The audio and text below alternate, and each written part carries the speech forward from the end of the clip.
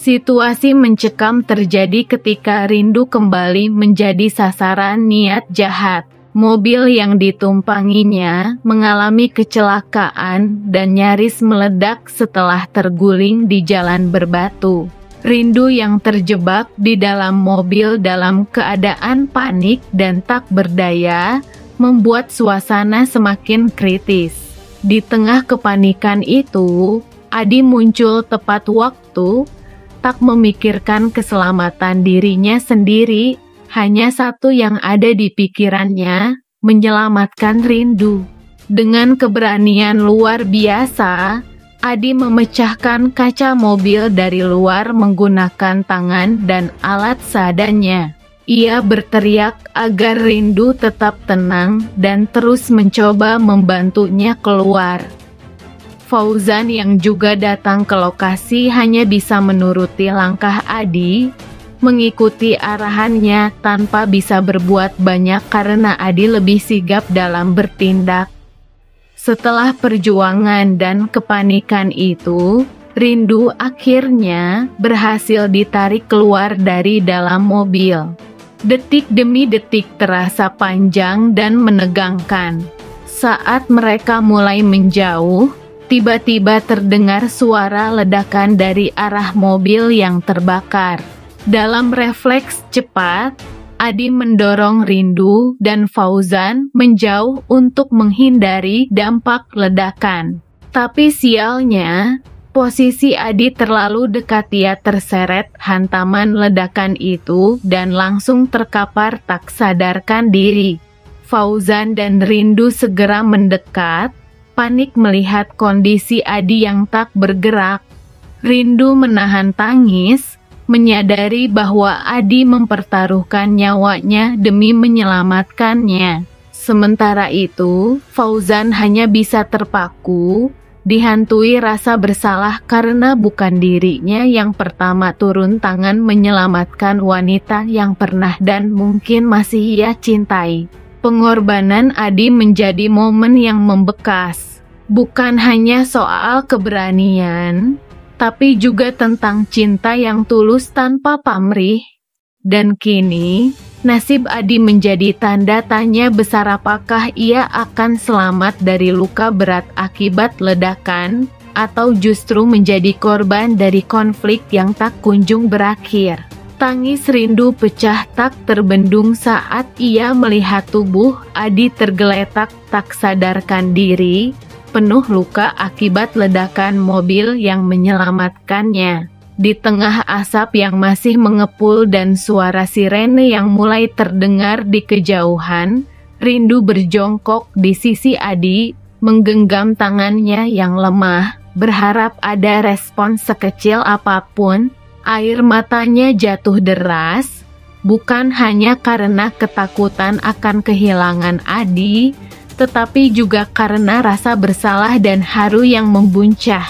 Selama ini, Adi selalu hadir di setiap saat terberat dalam hidupnya, melindungi tanpa syarat, mencintai dalam diam, dan kini rela mengorbankan nyawanya demi dirinya. Rindu teringat semua kebaikan Adi, cara Adi memperlakukannya dengan hormat, dengan tulus, tanpa pernah menuntut balasan.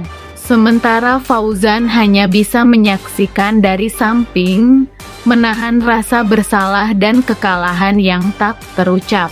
Di matanya, jelas terlihat bahwa sosok Adi telah menjadi pelindung sejati untuk Rindu, sesuatu yang tak mampu ia lakukan selama ini. Tangisan Rindu menggema di antara suasana genting, menjadi saksi dari sebuah cinta yang begitu dalam, namun juga penuh luka. Dalam hatinya, Rindu tahu, apapun yang terjadi nanti, pengorbanan Adi tidak akan pernah ia lupakan. Kini, ia hanya bisa berdoa agar Adi bertahan, agar pria yang begitu baik itu mendapat keajaiban, dan agar ia bisa membalas semua kebaikannya, meski hanya dengan setetes harapan. Dalam kondisi setengah sadar, tubuh Adi lemah dan penuh luka, Namun ada senyum tipis yang terbentuk di wajahnya ketika samar-samar ia melihat Rindu menangis di sisinya. Meski penglihatannya kabur dan tubuhnya nyaris tak mampu bergerak, Adi bisa merasakan genggaman hangat tangan Rindu dan mendengar isakan pelan yang datang dari hati yang tulus. Kesadaran yang tersisa dalam dirinya membawa perasaan haru. Di balik rasa sakit yang menjalar, ada kebahagiaan yang sulit dijelaskan, kebahagiaan karena melihat Rindu begitu peduli, begitu takut kehilangannya. Selama ini, Adi mencintai Rindu dalam diam, berjuang tanpa berharap balasan. Tapi saat itu, ia merasa cukup.